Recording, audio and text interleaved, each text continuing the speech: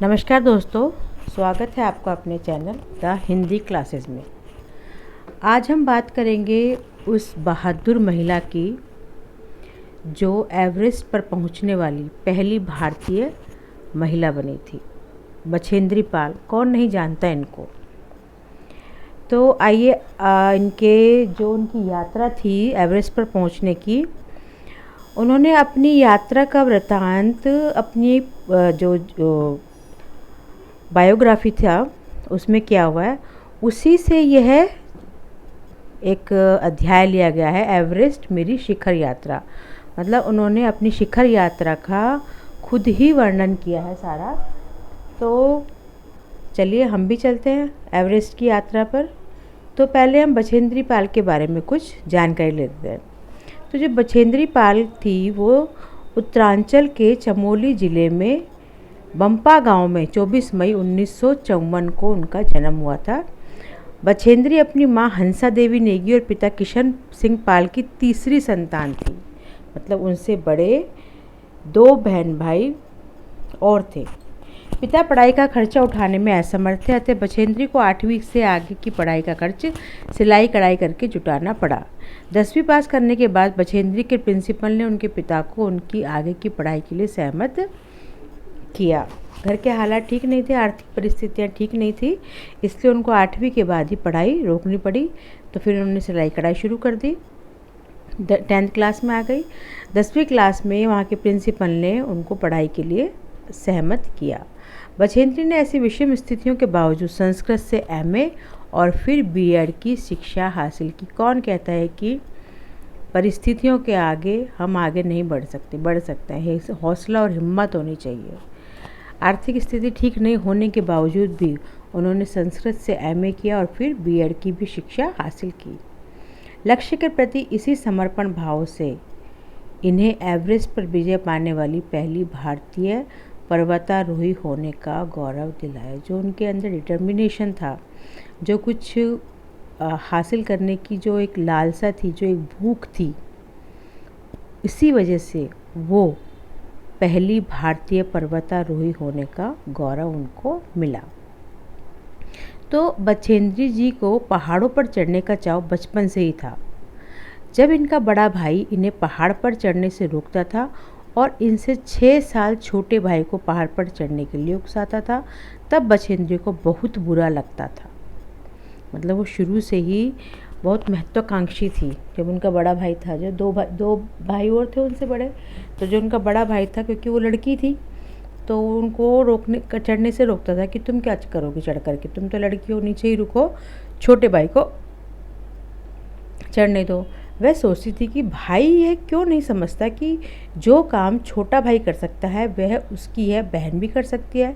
लोग लड़कियों को इतना कोमल नाजुक क्यों समझते हैं।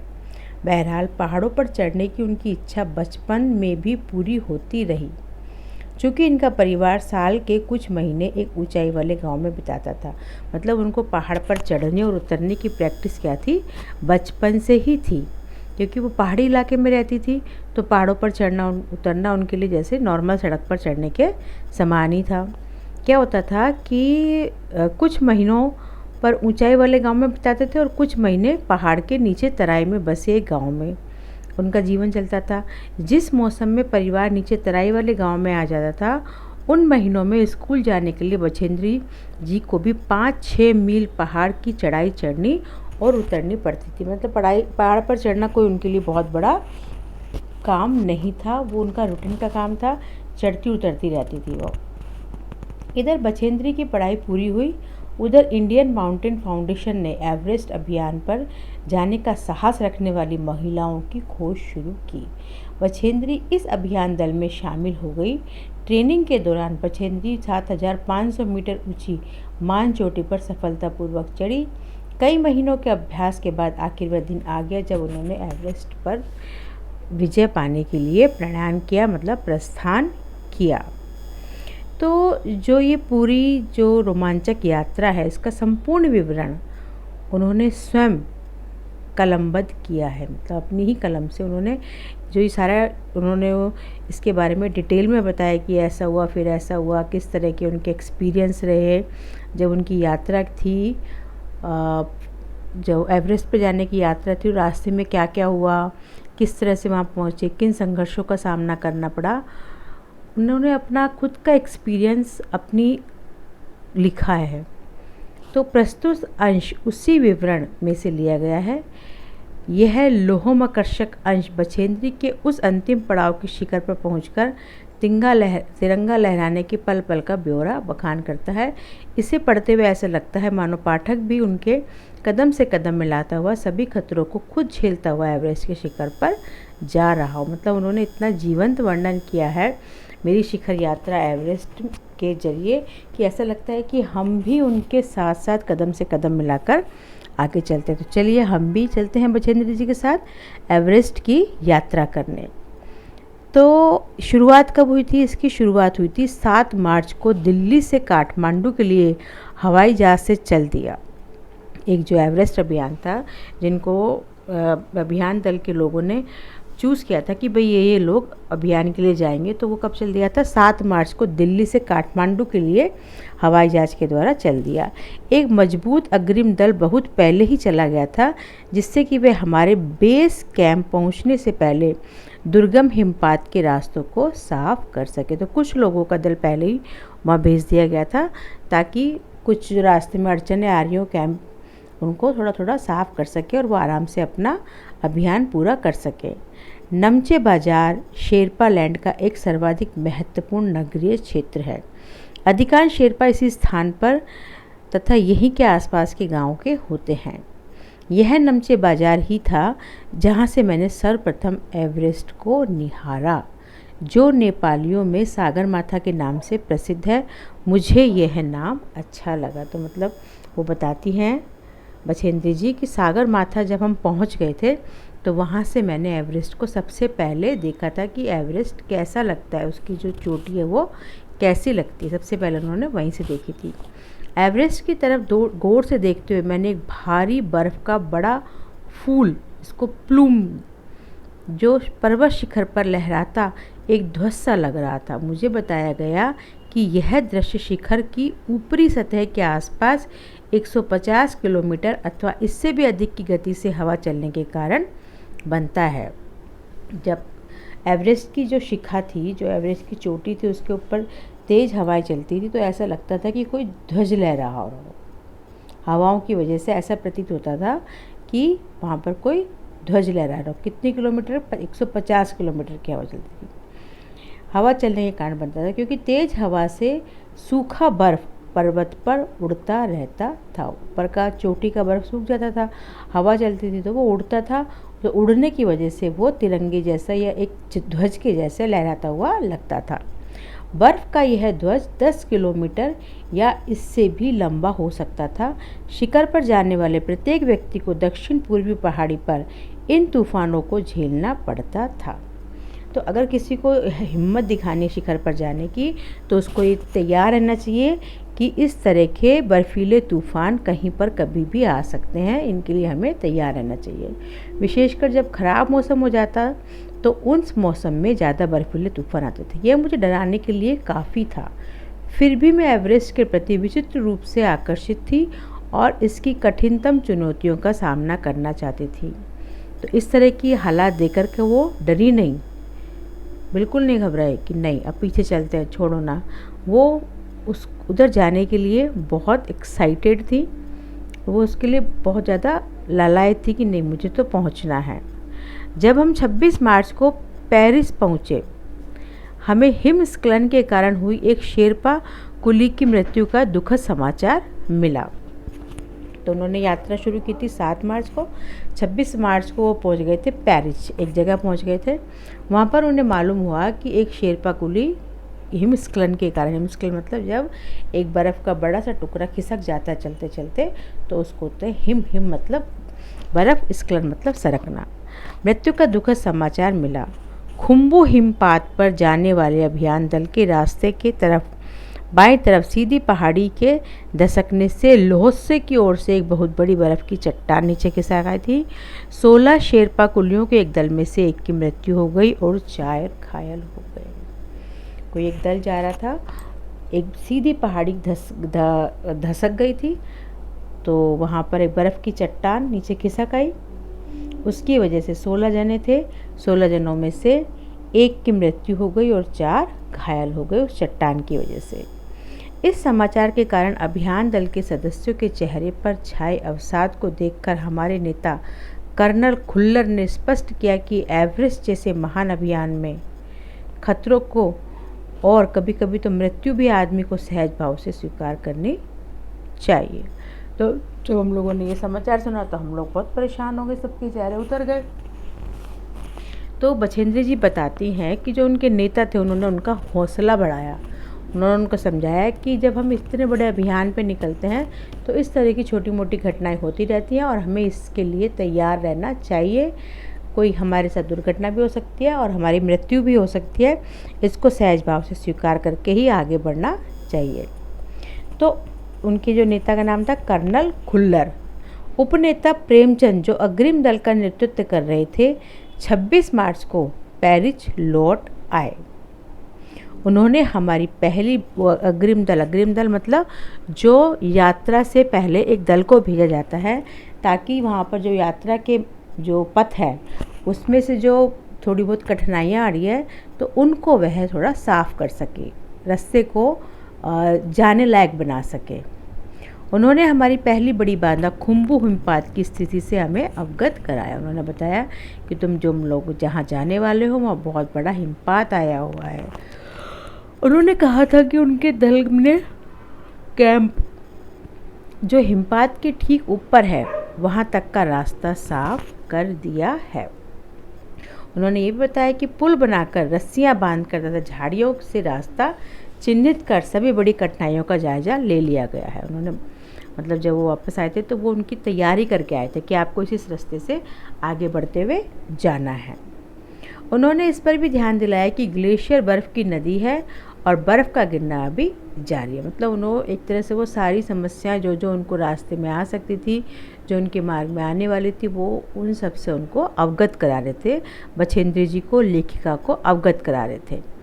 हिमपात में अनियमित और अनिश्चित बदलाव के कारण अभी तक के लिए किए गए सभी काम व्यर्थ हो सकते हैं और हमें रास्ता खोलने का काम दोबारा करना पड़ सकता है। वो कह रहे थे कि हम इतना काम तो कराएं, लेकिन अगर हिमपात आ गया तो हमारी जो मेहनत की हमने उसमें पानी फिर सकता है और इसका रिजल्ट कुछ भी नहीं आएगा और हमें फिर से ये सब कुछ करना पड़ेगा। बेस कैंप में पहुंचने से पहले हमें एक और मृत्यु की खबर मिली। जलवायु अनुकूल न होने के कारण एक रसोई सहायक की मृत्यु हो गई।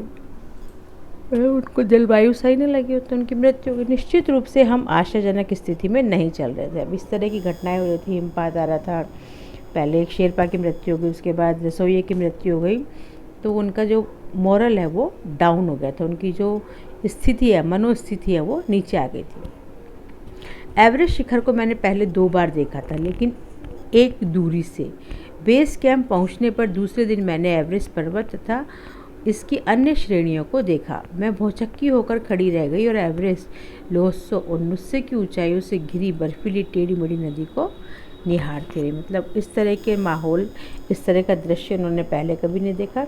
जब वो बेस कैंप से आगे धीरे धीरे बढ़ रही थी तो उन सब नज़ारों को देख करके वो हक्की बक्की रह गई और बस टेढ़ी मेढ़ी नदी को निहारती ही रही। तो बछेंद्री जी बताती है कि हिमपात अपने आप में एक तरह से बर्फ़ के खंडों का अव्यवस्थित ढंग से गिरना ही था। हिमपात किसको बोलते हैं हम? जब बहुत सारे बर्फ़ के खंड एक साथ इधर से भी गिर रहा है, उधर से भी गिर रहा है, जैसे बर्फ़, जैसे कि हमारे यहाँ बारिश होती है, ओले पड़ते हैं ना, इसी तरह से जब हम एवरेस्ट पे होते हैं तो इस तरह से बर्फ़ के बड़े बड़े टुकड़े यहाँ वहाँ से गिरते रहते हैं, तो इसी को हम हिमपात कहते हैं। हमें बताया गया कि ग्लेशियर के बहने से अक्सर बर्फ़ में हलचल हो जाती थी, जिससे बड़ी बड़ी बर्फ़ की चट्टानें तत्काल गिर जाया करती थी और अन्य कारणों से भी अचानक प्राय खतरनाक स्थिति धारण कर रही थी। ग्लेशियर मतलब बर्फ़ के बड़े बड़े पहाड़, जब वो उनमें हलचल होती है तो उनमें नीचे से हलचल होती है तो ऊपर वाले हिस्सों में तो तत्काल ही गिर जाते हैं, क्योंकि बर्फ़ के होते हैं तो वो तत्काल ही गिर जाते हैं और इसकी वजह से कई बार स्थिति खतरनाक भी हो जाती है। सीधे धरातल पर दरार पड़ने का विचार और इस दरार का गहरे चौड़े हिम विदर में बदल जाने का मात्र ख्याल ही बहुत डरावना होता है। जिस तरह से कि हम देखते हैं कि दो तरफ पहाड़ बन जाते हैं और बीच में खाई बन जाती है। इसी तरह से ये तो हो गया जब नदी बहती है, पानी वाली नदी बहती है, तो इस तरह से होता है। लेकिन जब इसको हम देखेंगे कि बर्फ़ के साथ किस तरह से हो सकता है, दोनों साइड बर्फ़ है और बीच में एक बहुत बड़ी दरार बन गई है, मतलब खाई बन गई है ना। गहरे चौड़े हिमविदन में बदल जाने का मात्र ख्याल ही बहुत डरावना था। इससे भी ज़्यादा भयानक इस बात की जानकारी थी कि हमारे संपूर्ण प्रवास के दौरान हिमपात लगभग 1 दर्जन आरोहियों और कुलियों को प्रतिदिन छूता रहेगा मतलब जहाँ से भी हम गुजरेंगे वहाँ कुछ ना कुछ इस तरह की घटना हिमपात पे आता रहेगा। और कहीं से चट्टान खिसक रही हैं तो इस तरह की घटनाएं होती रहेंगी। दूसरे दिन नए आने वाले अपने अधिकांश सामान को हम हिमपात के आधे रास्ते तक ले गए। डॉक्टर मीनू मेहता ने हमें एल्यूमिनियम की सीढ़ियों से अस्थायी पुलों का बनाना, लट्ठों और रस्सियों का उपयोग, बर्फ़ की आड़ी तिरछी दीवारों पर रस्सियों को बांधना और हमारे अग्रिम दल के अभियांत्रिक कार्यों के बारे में हमें विस्तृत जानकारी, मतलब उनके अब चढ़ने के लिए ट्रेनिंग शुरू हो गई, प्रॉपर ट्रेनिंग शुरू हो गई कि किस तरह से आप किन किन चीज़ों की सहायता लेकर के आगे बढ़ सकते हो। तीसरा दिन हिमपात से कैंप एक तक का सामान ढोकर चढ़ाई का अभ्यास करने के लिए निश्चित था। रीता गोम्बी तथा मैं साथ साथ चढ़ रहे थे। वो अपने साथियों के बारे में बताते हैं कौन कौन गए थे। हमारे पास एक वॉकी टॉकी था जिससे हम अपने हर कदम की जानकारी बेस कैंप पर दे रहे थे। वॉकी टॉकी जिससे हम सीधे बात कर सकते हैं। कर्नल खुल्लर उस समय खुश हुए जब हमने उन्हें अपने पहुंचने की सूचना दी, क्योंकि कैंप 1 पर पहुंचने वाली केवल हम 2 ही महिलाएं थे। अब वो कैंप 1 पर पहुंच गई थी, मतलब जैसे बहुत सारे पड़ाव होंगे ना, तो वो पहले पड़ाव पर पहुंच गई थी। तो वो बड़े खुश हुए कि चलो कैंप 1 तक 2 महिलाएं तो पहुंची। अंग दोरजी, लोपसांग और गगन बिस्सा अंततः साउथ कोल पहुंच गए और 29 अप्रैल को 7900 मीटर पर उन्होंने कैंप 4 लगाया। यह संतोषजनक प्रगति थी। कैंप 1 तक पहुंच गए। धीरे धीरे वो आगे तक कैंप लगा रहे थे और उनको धीरे धीरे वहाँ तक पहुंचना था। जब अप्रैल में मैं बेस कैंप में थी, तेंजिंग अपनी सबसे छोटी सुपुत्री डेकी के साथ हमारे पास आए थे। तेंजिंग हिलेरी। उन्होंने इस बात पर विशेष महत्व दिया कि दल के प्रत्येक सदस्य और प्रत्येक शेरपा कुली से बातचीत की जाए। जब मेरी बारी आई, मैंने अपना परिचय यह कहकर दिया कि मैं बिल्कुल ही नौसिखिया हूँ। नौसिखिया मतलब जो अभी अभी सीखना जिसने शुरू किया है, नई नई सीखने वाली, और एवरेस्ट मेरा पहला अभियान है। तेंजिंग हंसे और मुझसे कहा कि एवरेस्ट उनके लिए भी पहला अभियान है, लेकिन यह भी स्पष्ट किया कि शिखर पर पहुंचने से पहले उन्हें 7 बार एवरेस्ट पर जाना पड़ा था।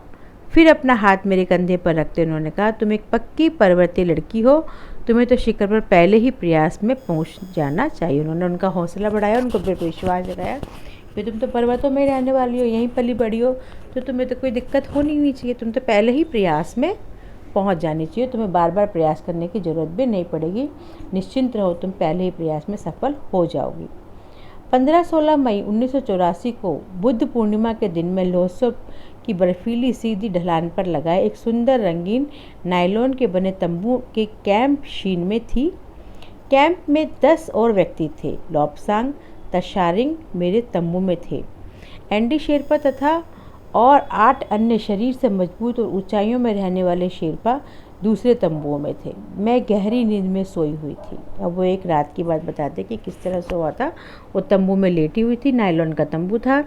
कौन कौन था उनके साथ? 2 बंदे और थे। वो गहरी नींद में सोई हुई थी, तंबू के अंदर आराम से सोई हुई है, काफ़ी ऊंचाई पर है।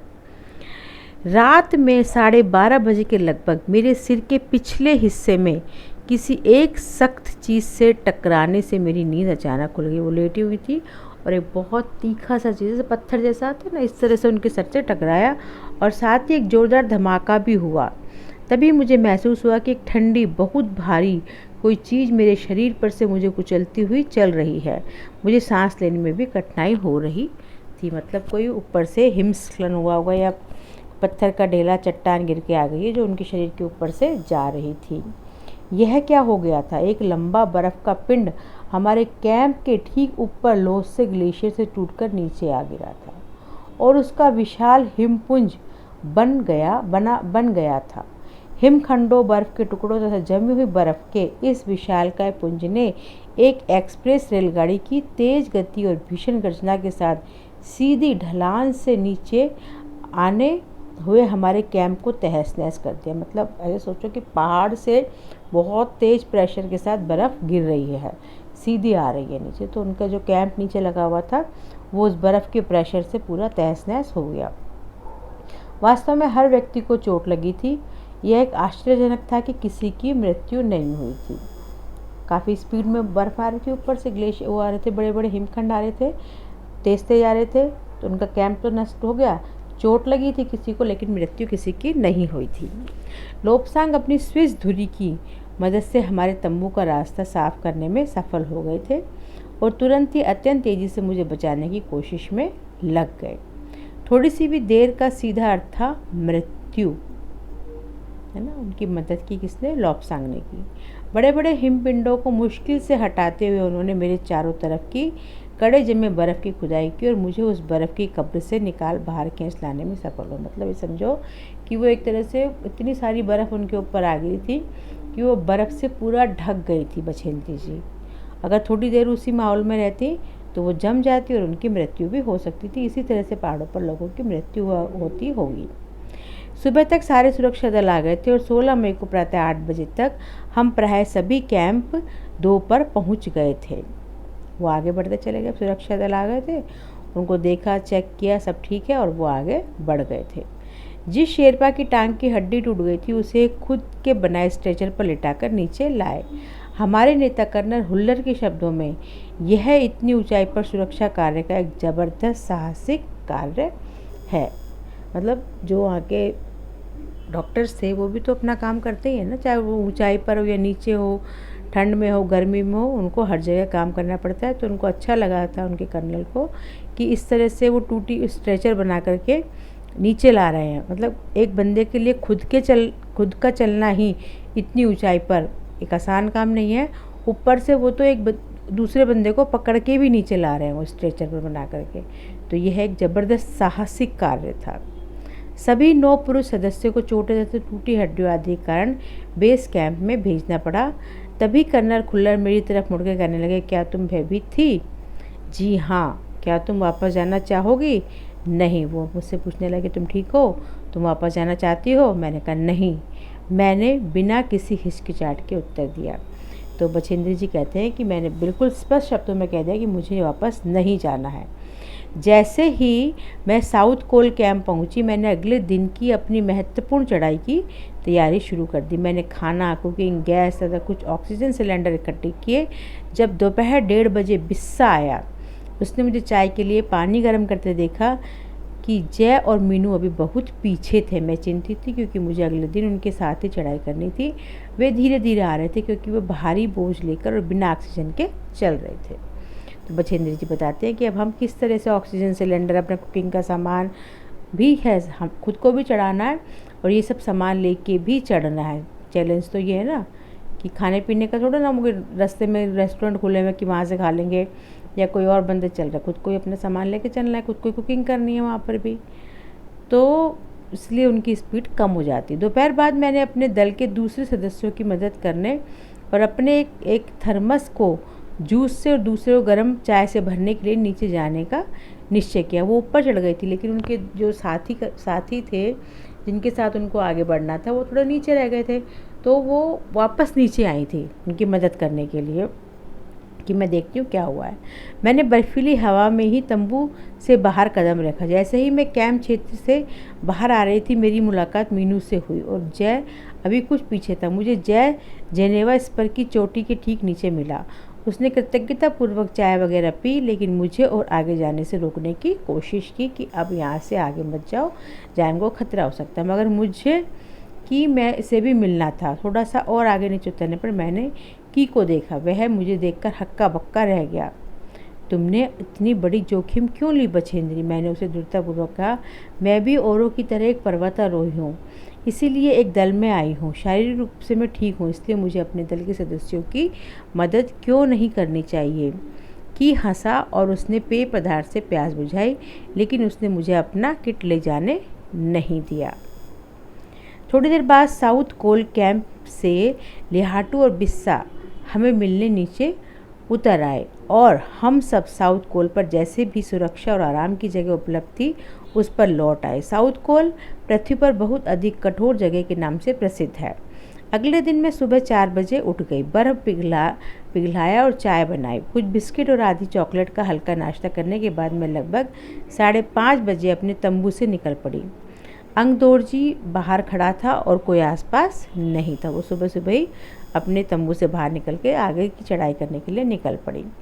अंगदोरजी बिना ऑक्सीजन के ही चढ़ाई करने वाला था, लेकिन इसके कारण उसके पैर ठंडे पड़ जाते थे, इसलिए वह ऊंचाई पर लंबे समय तक खुले में और रात्रि में शिखर कैंप पर नहीं जाना चाहता था। इसीलिए उसे या तो उसी दिन चोटी तक चढ़कर साउथ कोल पर वापस आ जाना था अथवा अपने प्रयास को छोड़ देना था। जो उनके मित्र थे अंगदोरजी, उनके साथ ये समस्या थी कि उनको बिना ऑक्सीजन की चढ़ाई करनी थी, लेकिन उनके पैर ठंडे हो रहे थे और रात को वो रुकना नहीं चाहते थे। तो या तो उनको दिन में ही अपनी चढ़ाई पूरी करनी थी या प्रयास को बीच में छोड़ देना था। वह तुरंत ही चढ़ाई शुरू करना चाहते थे और उसने मुझसे कहा, क्या मैं उसके साथ जाना चाहूँगी। एक ही दिन में साउथ कोल से चोटी तक जाना और वापस आना बहुत कठिन और श्रम साध्य काम है। नाइट स्टे उनको नहीं करना था कहीं पर भी, तो जाना था और आना था। इसके अलावा यदि अंगदोरजी के पैर ठंडे पड़ गए तो उसके लौट कर आने का भी जोखिम था। मुझे फिर भी अंगदोरजी पर विश्वास था और साथ साथ में आरोहण की क्षमता और कर्मठता के बारे में भी आश्वस्त थी।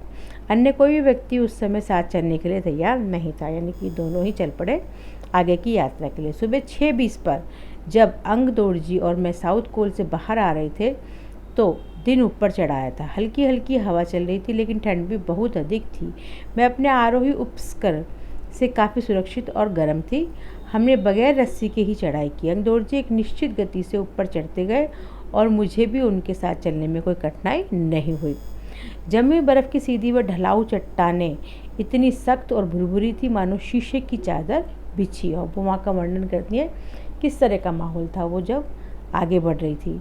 हमें बर्फ़ काटने के फावड़े का इस्तेमाल करना ही पड़ा और मुझे इतनी सख्ती से फावड़ा चलाना पड़ा जिससे कि उस जमे बर्फ़ की धरती को फावड़े के दांत काट सके। मैंने उस खतरनाक स्थलों पर हर कदम अच्छी तरह सोच समझकर उठाया। 2 घंटे से कम समय में हम शिखर कैंप पर पहुंच गए। अंगदोरजी ने पीछे मुड़कर देखा और मुझसे कहा कि मैं क्या थक गई हूँ। मैंने जवाब दिया, नहीं, जिसे सुनकर वे बहुत अधिक आश्चर्यचकित और आनंदित हुए। उन्होंने कहा कि पहले वाले दल ने शिखर कैंप पर पहुंचने में 4 घंटे लगाए थे और यदि हम इसी गति से चलते रहे तो हम शिखर पर दोपहर 1 बजे तक पहुंच जाएंगे। उनको ये था ना कि हमें वापस भी आना है, दिन में रात को रुकना नहीं है यहाँ पर।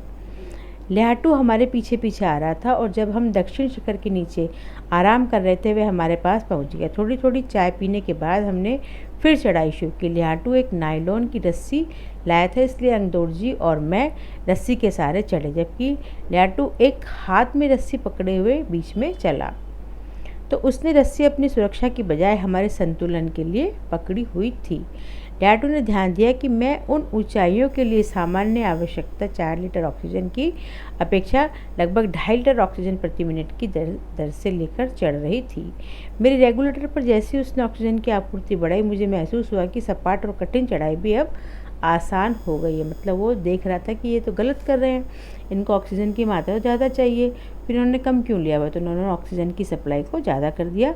तो अब जो बछेंद्री जी थी उनको चलना आसान लग रहा था। दक्षिणी शिखर के ऊपर हवा की गति बढ़ गई थी। उस ऊंचाई पर तेज हवा के झोंके भुरभुरे बर्फ के कारणों को चारों तरफ उड़ा रहे थे, जिससे दृश्यता शून्य तक आ गई थी। अनेक बार देखा कि केवल थोड़ी दूर के बाद कोई ऊंची चढ़ाई नहीं है, ढलान एकदम सीधा नीचे चला गया। मेरी सांस मानो रुक गई। मुझे विचार कौंधा कि सफलता बहुत नज़दीक है। मतलब वो बिल्कुल अब एवरेस्ट की चोटी के 5 पहुंचने वाले हैं। 23 मई 1984 के दिन दोपहर के 1:07 पर मैं एवरेस्ट की चोटी पर खड़ी थी। फाइनली वो वहाँ पर हर संघर्ष को पार करती हुई एवरेस्ट की चोटी पर पहुँच गई थी। 23 मई को एवरेस्ट की चोटी पर पहुँचने वाली मैं प्रथम भारतीय महिला थी। बछेंद्री जी कहते हैं कि मैं प्रथम भारतीय महिला बन गई। अब एवरेस्ट शंकु की चोटी पर इतनी जगह नहीं थी कि 2 व्यक्ति साथ साथ खड़े हो सके। चारों तरफ हजारों मीटर लंबी सीधी ढलान को देखते हुए हमारे सामने प्रश्न सुरक्षा का आ गया था। मतलब नोक पे पहुंचने के बाद ढलान शुरू हो गई थी, तो उनको लगा कि हम कहीं गिर ना जाएं। ऊपर तो हम पहुंच गए, गिर गए तो। हमने पहले बर्फ़ के फावड़े से बर्फ़ की खुदाई कर अपने आप को सुरक्षित रूप से स्थिर किया। इसके बाद मैं अपने घुटनों के बल बैठी। बर्फ़ पर अपने माथे को लगाकर मैंने सागर माथे के ताज का चुम्बन किया। बिना उठे ही मैंने अपने थैले से दुर्गा माँ का चित्र और हनुमान चालीसा निकाला। मैंने इसको अपने साथ लाए लाल कपड़े में लपेटा, छोटी सी पूजा अर्चना की और इनको बर्फ़ में दबा दिया। आनंद के एक क्षण ने मुझे अपने माता पिता का ध्यान आया। वो अपने साथ अपने जो भगवान जी की मूर्तियाँ लाई थी उनको भी वहीं पे दबा दिया। जैसे मैं उठी, मैंने अपने हाथ जोड़े और मैं अपने रज्जू नेता अंगदौड़ जी के प्रति आदर भाव से झुकी। अंगदौड़ जी जिन्होंने मुझे प्रोत्साहित किया और मुझे लक्ष्य तक पहुंचाया। मैंने उन्हें बिना ऑक्सीजन के एवरेस्ट की दूसरी चढ़ाई चढ़ने पर बधाई भी दी। उन्होंने मुझे गले से लगाया और मेरे कान में फुसफुसाया, दीदी तुमने अच्छी चढ़ाई की, मैं बहुत प्रसन्न हूँ। कुछ देर बाद सोनम पुलजर पहुँचे और उन्होंने फ़ोटो लेने शुरू कर दिए। इस समय तक लिहाटू ने हमारे नेता को एवरेस्ट पर हम चारों के होने की सूचना दे दी थी।